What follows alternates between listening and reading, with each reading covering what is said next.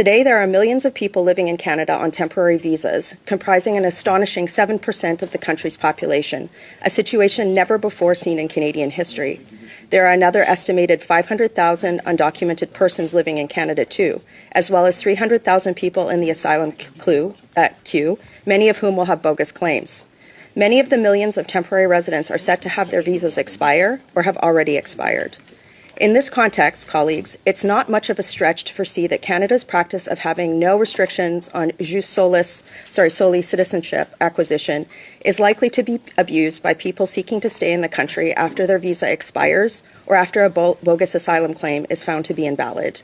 This is because while having a child on Canadian soil theoretically grants no immediate stay rights to parents who are temporary residents, in practice, court rulings, a deeply broken asylum system, protracted appeals, and sluggish deportations functionally allow them to remain. Recent videos, especially one circulating over this weekend on social media advertising this loophole, suggest this may be the case. The number of people born in Canada to temporary or undocumented residents is not publicly tracked, but recent policies by Canadian hospitals charging temporary residents for giving birth suggest it is a problem.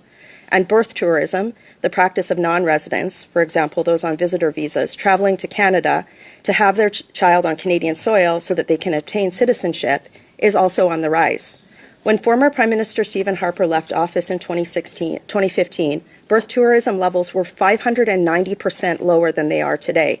Birth tourism is now at its highest levels ever, both in terms of absolute levels and percentages.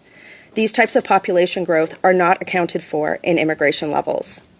In this context, Canada is an outlier by granting unconditional birthright citizenship and should move into alignment with peer nations like the UK and Germany, which are also experiencing unprecedented immigration crises. And what I have in front of you today, colleagues, is to restrict birthright citizenship to permanent residents, at least one person being a permanent resident, one parent being a permanent resident or a citizen. This would align Canada within other peer nations and would somehow, I don't support Bill C-3, but it could restore the value of Canadian citizenship that has been eroded over the last 10 years.